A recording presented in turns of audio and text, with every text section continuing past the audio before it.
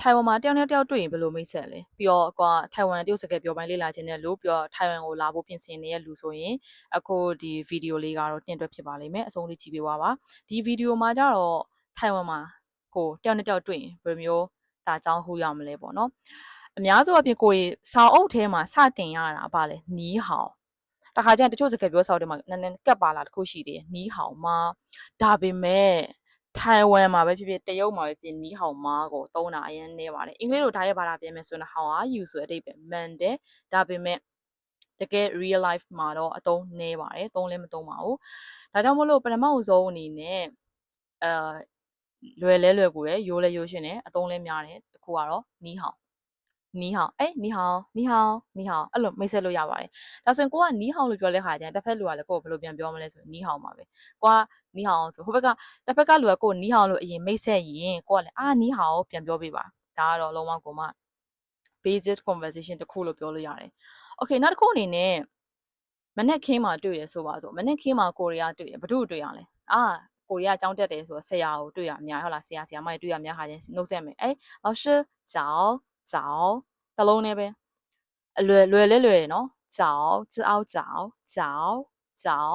မင်္ဂလာနဲ့ခင်းမှာလို့ပြောတာပါနောက်တစ်ခုသူ့ကိုနောက်တစ်ခုပြောလိုက်早安早安老师早安早安အစရှိတယ်ပြန်ပြောလို့ရတယ်ဒါပေမဲ့大陆ပေါ့နော်ဒီတရုတ်ဘက်မှာကျတော့ China ဘက်မှာကျတော့အသုံးများတာကကြတော့早上好早上好早上好လဲ good morning ဆိုတဲ့အဓိပ္ပာယ်ပါပဲဒါပေမဲ့ထိုင်ဝမ်မှာအသုံးများတာကတော့早早安ကြိုက်တာပြောတစ်ခုတော့ရပြီကိုကြီးလေးတစ်ခါကြာရင်老师早安တစ်ခါကြာရင်လည်းက早ဆိုရင်လည်းရပြီအဲ့ဒီဟာကဒီကျောင်းမှာမဟုတ်ဘူးတစ်ခါကျရင်ကိုအလုံးမှာတခြားလူတွေ့ခါကျရင်ပြောလဲ早早安姐姐早အဲ့လိုမျိုးအစရှိတဲ့မိတ်ဆက်လို့ရပါတယ်နောက်တစ်ခုအနေနဲ့ကကြတော့နေ့လေ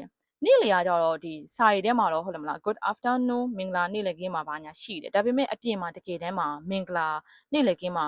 ဟိုအန်းဆိုရောမှအထူးတလေမိတ်ဆက်နေရမျိုးမရှိဘူးနေ့လေဆိုရင်ဘာလို့မထမင်းမဲစားတော့မယ်ထမင်းမဲစားတော့မယ်ဆိုရင်တော့ရိုးစတဲ့မဲမိတ်ဆက်မယ်ဆိုချစ်ပါလို့မေး吃好了没ဒါမျိုးပဲချစ်ပါလို့မေးဒီထိုင်မှာသုံးမရပါချစ်ပါလို့မေး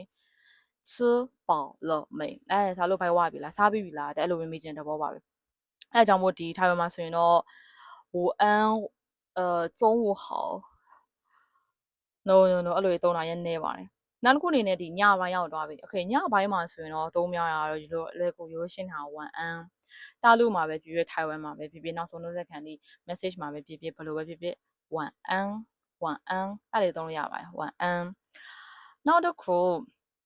ထိုင်ဝမ်မှာတယောက်ပေါ့နော်တယောက်ရဲ့ဒီ attention ကို